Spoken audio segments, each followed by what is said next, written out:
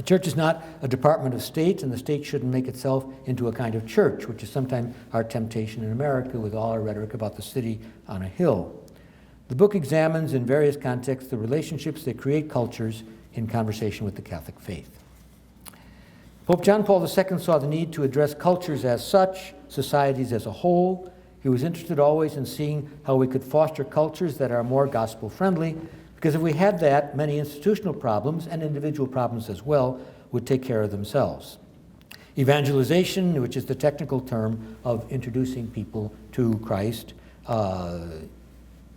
through his body, the church, involves not just converting individuals, but changing the culture in which they live so that society is transformed into a place that is a little more just, loving, and generous. And that project brings us, as Catholics, into cooperative ventures with a lot of other people who wouldn't share our faith, but who would recognize that it is possible to transform society through common values, even if we wouldn't put the same names on them all the time, nor see them rooted in the same kind of faith. That openness is possible if you're really in dialogue, if you're talking to people as they are and not as you imagine them or wish them to be. The church, or the gospel rather, proclaims relationships, individual and all the way to global relationships. The church is not sectarian. The church extends beyond every community, even national communities. Pope Benedict XVI saw that clearly when he visited the United Nations a year ago last April. It was interesting to see him in the United Nations because he had all these governments in front of him, the representatives of all the nation states of the world. And the nation state is really an invention of the last 400 years in the form in which we have it now. So the church is a pre-nation state society. It's a pre-modern society in a postmodern culture. And aware of herself, she knows that, but it enables her to relativize a lot of the products of modernity, including the nation state. What he did was talk about the human family rather than international relations. There's a little difference there, in fact, a huge difference. In international relations, you assume that the players are the nations. If you're talking about the human family, you assume that the players are families of all different cultures gathered in all kinds of nations and all different kinds of societies, many of them transnational or international. But it's the family, the human race itself, that he spoke to. And it was interesting when he spoke at the 60th anniversary of the United Nations Declaration of Human Rights, the declaration that talks about all the rights that we should have just by reason of being members of the human family.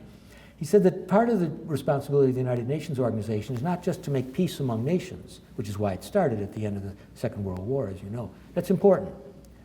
But it's also to defend human rights. He went on to say, if necessary, the human family has to find a way to intervene to protect the human rights of individuals who are being oppressed by their own government.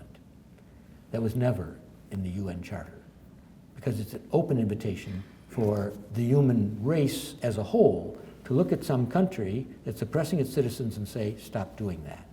We do that to some extent, and our country has tried to do it in many occasions in different ways, but to say that this is part of the United Nations organization is to give that organization a very different mission than it was born with.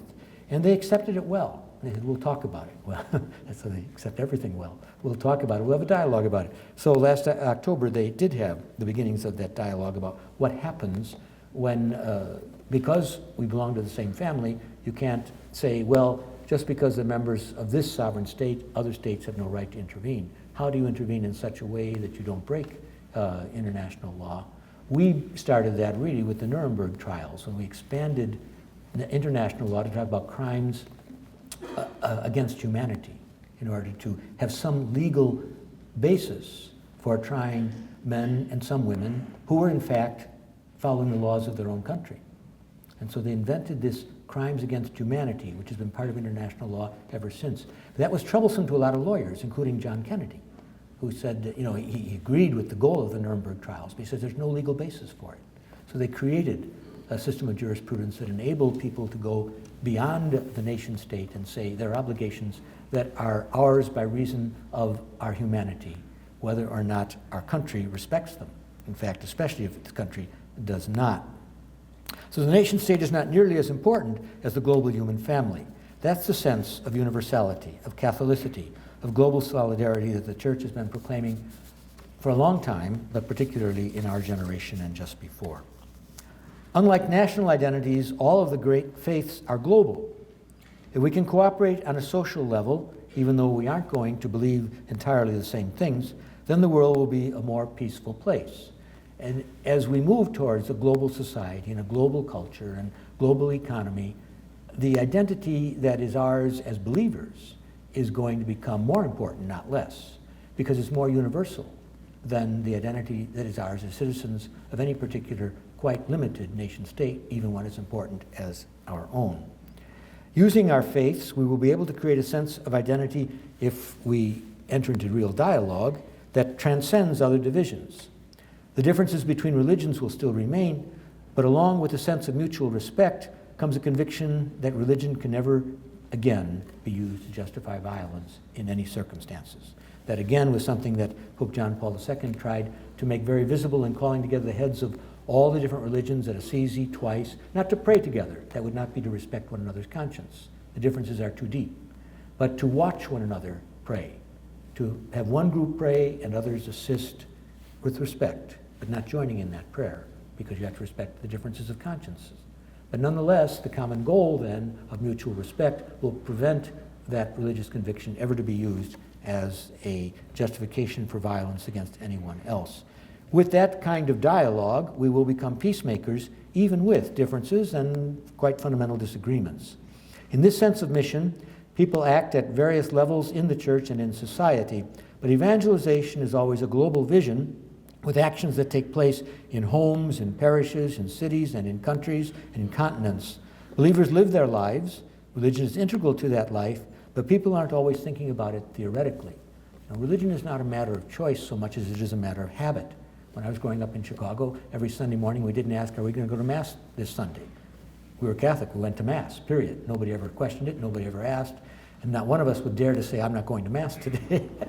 It was simply a way of life, a set of customs that unfortunately was weakened, I think, in some ways in the necessary reforms of the Second Vatican Council, where things again became a matter of individual choice in ways that didn't always strengthen either Catholic communion nor any other community.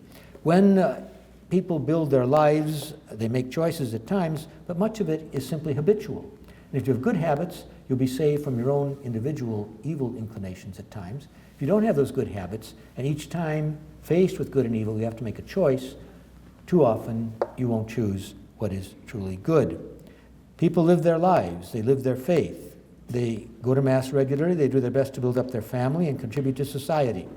Catholicism is a way of life, a way of thinking, and a way of loving that incarnates a vision uneasy with itself if it is not finally truly global. So the book speaks then of relationships that are as universal as the love of God. Universal relationships shape the church, which is a community formed by sharing the gifts that Christ gives us, the gospel, the sacraments, the pastoral governance of the successors of the apostles. The means of Christ's grace that make us truly one are present in these gifts. Ways of life can and obviously do differ within the church, but the goal of life is always sanctity, strengthening that relationship with God. I believe every bishop who visits parishes regularly recognizes that the church's ministry forms saints. Holy people might not reflect on sanctity as such, and they don't always make the headlines, but they are everywhere. They're the leaven of society, the tissue that keeps us together. Fathers and mothers of families, people dedicated not only to their faith, but also to their work in society and to helping others. The difference God makes is holiness in his Son, Jesus Christ, using his body, the church. And that's true. I always say one of the nicest things about being Archbishop of Chicago, Chicago's a big place, so every day absolutely marvelous things are happening. And every day absolutely awful things are happening too. So, but you go around, however, on Sundays, and there you see a lot of saints, a lot of holy people. It really does work. The gospel is proclaimed, the sacraments are celebrated, people are gathered into parish community. It works. And because of that, people are made holy, and the world is a more peaceful and a freer place.